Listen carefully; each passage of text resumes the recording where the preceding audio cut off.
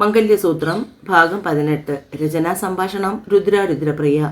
കാറിൽ നിന്നും ശരത്തിൻ്റെ ഒപ്പം ജോലി ചെയ്യുന്ന രാകേഷും ജെറിയും ഇറങ്ങി. പിന്നാലെ തലയിൽ വച്ചുകെട്ടുമായി ശരത്തും. അയ്യോ, എൻ്റെ മോൻ എന്തു പറ്റി? സുഷി നിലവിളിച്ചുകൊണ്ട് പുറത്തേക്ക് വന്നു. വിജയനും അപ്പോഴാണ് ശരത്തിൻ്റെ തലയിലെ വലിയ കെട്ട് കണ്ടത്. പേടിക്കാനൊന്നുമില്ലമ്മേ, വരുന്ന വഴിക്ക് ഒരു പട്ടി കുറുകെ ചാടി. ബൈക്ക് സ്കിഡായി തല ചെന്ന് പോസ്റ്റിലടിച്ചു. ബോധമില്ലാതെ റോഡിൽ കിടക്കുകയായിരുന്നു. ആരൊക്കെയോ ചേർന്നാണ് ഹോസ്പിറ്റലിൽ കൊണ്ടുപോയത്. ഹോസ്പിറ്റലിൽ നിന്ന് വിളിച്ചതനുസരിച്ചാണ് ഞങ്ങൾ ചെന്നത്. 3-4 സ്റ്റിച്ചുണ്ട്, കുഴപ്പമൊന്നുമില്ല, കൂടെ വന്നവർ പറഞ്ഞു. എന്നാൽ പിന്നെ ഞങ്ങൾ ഇറങ്ങട്ടെ, നീ നന്നായി റെസ്റ്റ് എടുക്കുക കേട്ടോ. അല്ല മക്കളെ, വെള്ളം പോലും കുടിക്കാതെ പോവുകയാണോ? സുഷി ചോദിച്ചു. വേണ്ടച്ചാ, ഇപ്പോൾ തന്നെ നേരെ ഒരുപാടായി, ഞങ്ങൾ നാളെ വരാം. അപ്പോഴാണ് വർഷ അവിടേക്ക് വന്നത്. ശരത്തിൻ്റെ തലയിലെ വച്ചുകെട്ടും ഷർട്ടിലെ ചോരയും കണ്ടപ്പോൾ അവൾ ഓടി അവൻ്റെ അടുത്തേക്ക് വന്ന് കുഞ്ഞിനെ അമ്മയുടെ കയ്യിൽ കൊടുത്തു. എന്താ പറ്റിയേ? ശരത്തിൻ്റെ മുഖം കൈകളിൽ കോരിയെടുത്ത് വർഷ ചോദിച്ചു. ഞാൻ എത്ര തവണ വിളിച്ചു? ഒന്നുമില്ലടി, ഞാനൊന്ന് ബൈക്കിൽ നിന്നും വീണു. അവൻ അവളെയും കടന്ന് അകത്തേക്ക് നടന്നു. അച്ഛാ, എന്നെ ഒന്ന് പിടിക്ക്, എനിക്കൊന്ന് ഇരിക്കണം, ഒരുപാട് നേരം നിൽക്കാൻ വയ്യ. ഒരു സൈഡിൽ വിജയനും മറു സൈഡിൽ വർഷയും കൂടി താങ്ങി ശരത്തിനെ സിറ്റൗട്ടിലിരുത്തി. പട്ടി കുറുകെ ചാടുമ്പോൾ ഞാൻ അല്പം സ്പീഡിലായിരുന്നു. പെട്ടെന്ന് വണ്ടി വെട്ടിമാറിയപ്പോൾ കയ്യിൽ നിന്നില്ല, അതാണ്. എന്നാലും മോനെ, നിനക്ക് ഇങ്ങനെ ഒരു അപകടം പറ്റിയല്ലോ. സുഷി കരഞ്ഞുകൊണ്ട് സാരിത്തുമ്പ് പിടിച്ച് അവരുടെ മുഖം അമർത്തി തുളച്ചു. സാരമില്ലമ്മേ, ഇത്രയല്ലേ പറ്റിയുള്ളൂ. എൻ്റെ സുഷി, നീ ഒന്ന് സമാധാനിക്ക്. കണ്ണിൽ കൊള്ളാനുള്ളത് പുരിയതായി എന്ന് കരുതിയാൽ മതി. അമ്മയും വർഷയും ഇരു സൈഡിലും ഇരുന്ന് കരയാൻ തുടങ്ങി. നിങ്ങൾ രണ്ടുപേരും ഇങ്ങനെ അപ്പുറവും ഇപ്പുറവും നിന്ന് കരയാതെ അവനൽപ്പം സ്വൈര്യം കൊടുക്ക്. ഇത്രയല്ലേ പറ്റിയുള്ളൂ എന്ന് വിചാരിച്ച് സമാധാനിക്ക്. അച്ഛൻ എങ്ങനെയാ ഇങ്ങനെയൊക്കെ പറയാൻ കഴിയുന്നത്? ഏട്ടൻ വീണതിന് അച്ഛനൊട്ടും വിഷമമില്ലേ? വർഷേ, നീ ആവശ്യമില്ലാത്ത കാര്യങ്ങൾ സംസാരിക്കരുത്. അച്ഛൻ അങ്ങനെയാണോ പറഞ്ഞത്? നിന്നേക്കാൾ വിഷമം എൻ്റെ അച്ഛനും അമ്മയ്ക്കുണ്ട്, അതെനിക്ക് നന്നായി അറിയാം. എന്നെ 10 മാസം ചുമന്ന് പ്രസവിച്ച എൻ്റെ അമ്മയും ഇത്രയും കാലം നോക്കി വളർത്തിയ എൻ്റെ അച്ഛനുമാണ്. അവരുടെ സങ്കടം എത്രയാണെന്ന് മറ്റാരേക്കാൾ നന്നായി എനിക്കറിയാം. അത് ബോധ്യപ്പെടുത്തേണ്ട ആവശ്യം അവർക്കില്ല. എല്ലാ കാര്യങ്ങൾക്കും കുറ്റം കാണുന്ന നിൻ്റെ ഈ സ്വഭാവം ആദ്യം നിർത്തണം. ഓ, ഞാൻ ഇനി ഒന്നും പറയുന്നില്ല. എന്നെ ഒന്ന് പിടിക്കച്ചാ, എനിക്ക് അല്പം കിടക്കണം. വയ്യെങ്കിൽ ഇന്നിനി വീട്ടിൽ പോകണോടാ, ഇവിടെ കിടന്നാൽ പോരെ? അമ്മ ചോദിക്കുമ്പോൾ അവൻ അച്ഛനെ നോക്കി. വയ്യ, വീഴ്ചയിൽ ശരീരമാകെ ഒളിഞ്ഞിട്ടുണ്ട്, വല്ലാത്ത വേദനയും. ഇനി അങ്ങോട്ട് പോകാൻ വയ്യ, ഇന്നിവിടെ കിടക്കാം. വർഷയെ നോക്കി. നീ ഒരു കാര്യം ചെയ്യ്, അവിടെ പോയി ഗ്യാസ് ഓഫ് ചെയ്ത് ലൈറ്റ് അണച്ച് വാതിലടച്ച് പൂട്ടി വാ. ഞാനും മോളും അവിടെ കിടന്നാൽ പോരെ ഏട്ടാ? അമ്മയെയും അച്ഛനെയും നോക്കിക്കൊണ്ട് വർഷ ചോദിച്ചു. അതിന് മറുപടി പറയാതെ ഒന്ന് നോക്കുക മാത്രമേ ചെയ്തുള്ളൂ ശരത്ത്. എല്ലാ കാര്യങ്ങൾക്കും തർക്കുത്തരം പറയുന്ന നിന്റെ ഈ സ്വഭാവം ഒന്ന് മാറ്റിവെക്ക് വർഷേ. അവൻ പറഞ്ഞത് കേട്ടില്ലേ? അവനൊട്ടും വയ്യെന്ന്. നീ ആവശ്യമില്ലാതെ അവനെ സംസാരിപ്പിക്കാതെ പറഞ്ഞത് കേൾക്കാൻ നോക്ക്. ഞാൻ അല്പം കഞ്ഞി എടുക്കാം നിനക്ക് കുടിക്കാൻ. പറഞ്ഞുകൊണ്ട് സുശീല അകത്തേക്ക് പോകുമ്പോൾ വിജയൻ ഫോണുമായി പുറത്തേക്കിറങ്ങി. എന്തായി വിജയേട്ടാ, ശരത്ത് വന്നോ? വൈകുന്നേരം മുതൽ ആകെ ഒരു സമാധാനവുമില്ല. എന്തോ വല്ലാത്തൊരു അസ്വസ്ഥത വന്ന് നിറയുന്നത് പോലെ. അതുകൊണ്ടാണ് ഞാൻ വിളിച്ചത്. മാഷിൻ്റെ ശബ്ദം കേട്ടപ്പോൾ അവനിപ്പോൾ വന്നതേ ഉള്ളൂ ബാല. എന്താ ഇത്രയും ലേറ്റായതെന്ന് ചോദിച്ചില്ലേ? വരുന്ന വഴിയിൽ ഒരു പട്ടി കുറുകെ ചാടി ബൈക്കൊന്ന് സ്കിഡായി. അവൻ വീണു, തല പോസ്റ്റിലടിച്ച് സ്റ്റിച്ചുണ്ട്.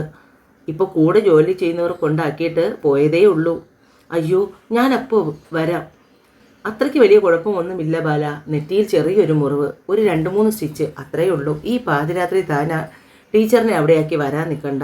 അത്ര നിർബന്ധമാണെങ്കിൽ നാളെ രാവിലെ പോരെ. പേടിക്കാനൊന്നുമില്ലല്ലോ അല്ലേ? സംശയം തീരാതെ ബാലൻ വീണ്ടും ചോദിച്ചു. അങ്ങനെ എന്തെങ്കിലും ഉണ്ടെങ്കിൽ ഞാൻ പറയില്ലേ ബാല? താൻ സമാധാനമായി ഇരിക്കുക. അവൻ്റെ അച്ഛനല്ലേ പറയുന്നത്. ആ ഫോൺ സംഭാഷണമെല്ലാം കേട്ടുകൊണ്ട് വരദ അടുത്ത് നിൽപ്പുണ്ടായിരുന്നു. എന്തായി മാഷേ, ശരത്ത് എത്തിയോ? വെപ്രാളത്തിൽ വരദ ചോദിച്ചു. എത്തിയടോ, അയാൾക്ക് ചെറിയൊരു ആക്സിഡൻറ്റ്, നെറ്റി പൊട്ടി സ്റ്റിച്ച് ഇട്ടിട്ടുണ്ട്. അയ്യോ, ആക്സിഡൻറ്റോ? ബൈക്കിൽ നിന്ന് തെന്നി വീണതെന്നാണ് പറഞ്ഞത്. കുഴപ്പമില്ലെന്ന് പറഞ്ഞു വിജയൻ ചേട്ടൻ. മാഷ് പോകുന്നില്ലേ കാണാൻ?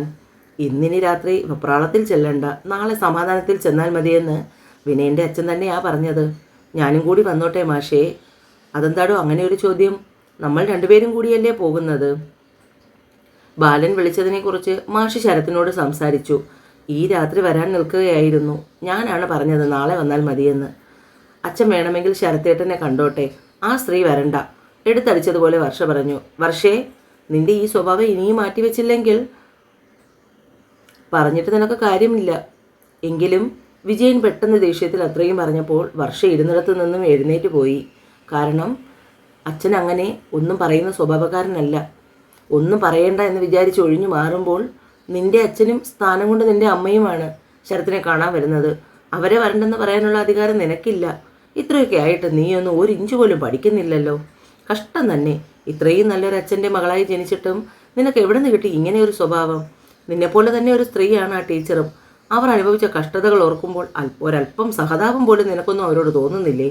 മാഷിൻ്റെ ജീവനൊഴിച്ച് ബാക്കിയുള്ള സ്വത്ത് മുഴുവനും നിനക്ക് നിന്റെ ചേട്ടനുമായല്ലേ പങ്കിട്ട് തന്നത്.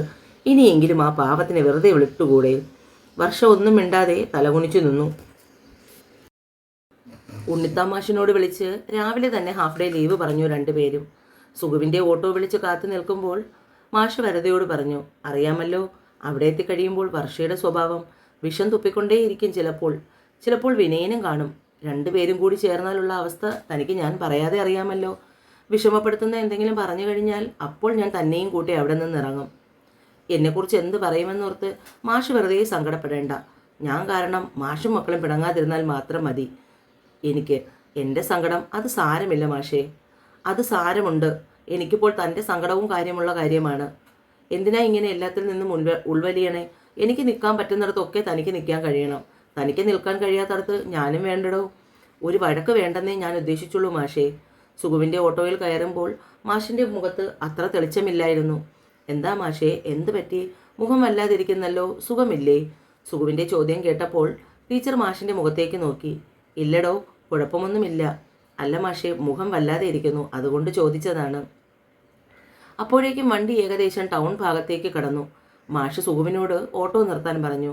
മാഷും ടീച്ചറും കൂടി ഇറങ്ങി ബേക്കറിയിൽ നിന്ന് പലഹാരവും അടുത്തുള്ള ഫ്രൂട്ട്സ് കടയിൽ നിന്ന് കുറച്ച് ഫ്രൂട്ട്സും ഒക്കെ വാങ്ങി.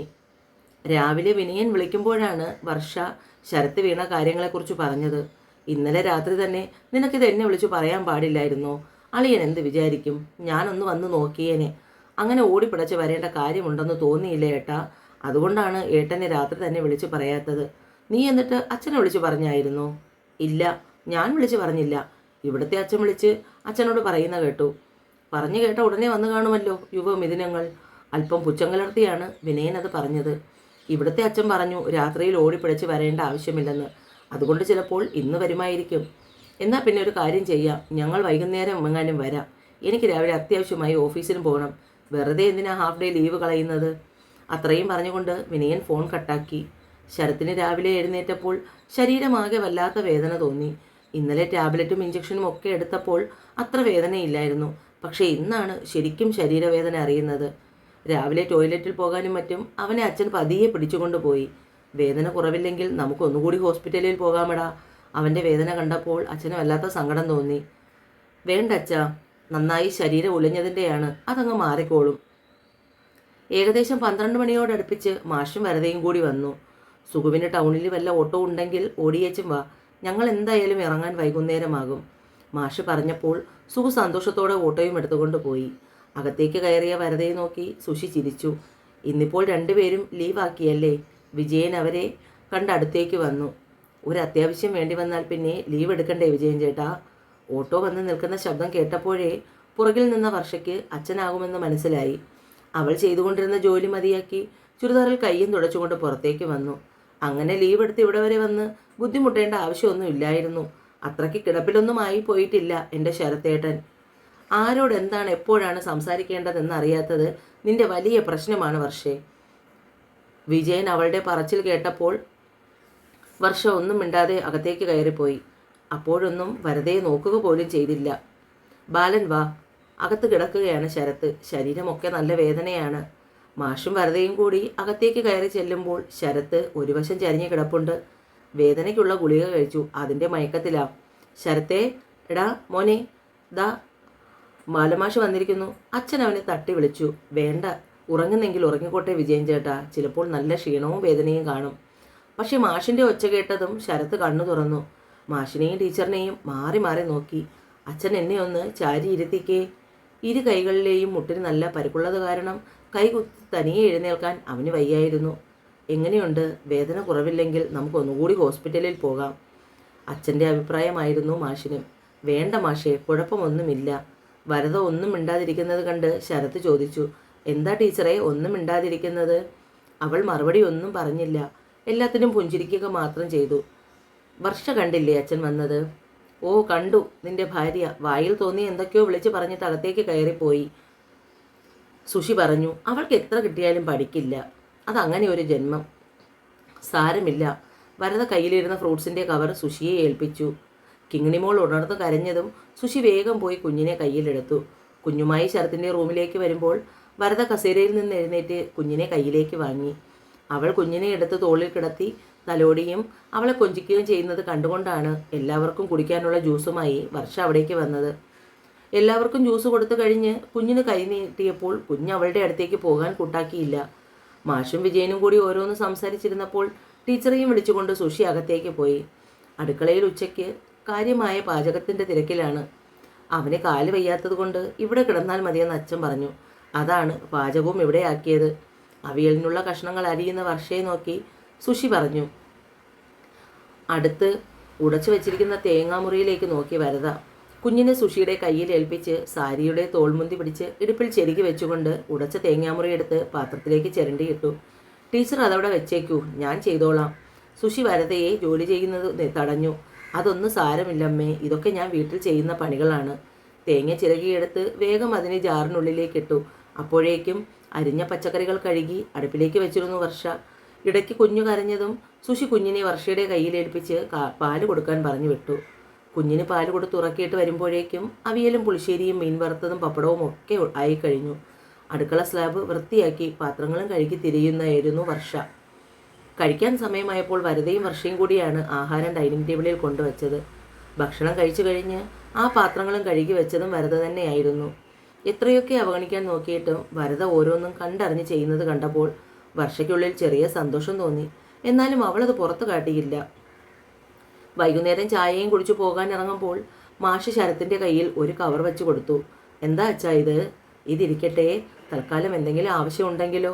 ശരത്ത് കവർ തുറന്ന് നോക്കിയപ്പോൾ കണ്ടു 500-ൻ്റെ ഒരു കെട്ട് നോട്ട്. ഇപ്പോൾ ഇതിൻ്റെ ഒന്നും ആവശ്യമില്ല. എന്തെങ്കിലും ആവശ്യം വരുമ്പോൾ ഞാൻ അച്ഛനോട് ചോദിച്ചോളാം. അത് സാരമില്ലടോ, ഇപ്പോൾ എന്തായാലും ഇത് കയ്യിലിരിക്കട്ടെ. അഭിമാനക്കുറവൊന്നും കരുതണ്ട. എൻ്റെ വിനയന് കൊടുക്കുന്നത് പോലെ കരുതി തന്നതാണ്. അച്ഛൻ്റെ മുഖത്തേക്ക് നോക്കിയപ്പോൾ വാങ്ങിക്കൊള്ളാൻ പറഞ്ഞു. എന്നാൽ ഇനിയും ഇരുന്ന് സമയം പോകുന്നില്ല, ഇറങ്ങട്ടെ. അവർ ഇറങ്ങാൻ നേരത്തും കുഞ്ഞുണർന്നില്ല. അതുകൊണ്ട് വരദ അകത്തെ മുറിയിലേക്ക് പോയി. കുഞ്ഞിൻ്റെ നെറുകയിൽ ചുണ്ട് ചേർത്ത് തിരികെ വന്നു.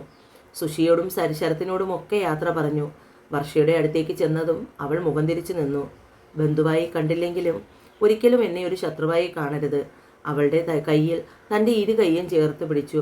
പോട്ടെ പറഞ്ഞുകൊണ്ട് മാഷിൻ്റെ പിന്നാലെ ഒതുക്കുകൾ ഇറങ്ങി. തുടരും. എന്നെ വായിക്കുകയും കേൾക്കുകയും ചെയ്യുന്ന കൂട്ടുകാർ എൻ്റെ ചാനൽ സബ്സ്ക്രൈബ് കൂടി ചെയ്യണേ കൂട്ടുകാരെ. നിറയെ സ്നേഹത്തോടെ രുദ്രപ്രിയ.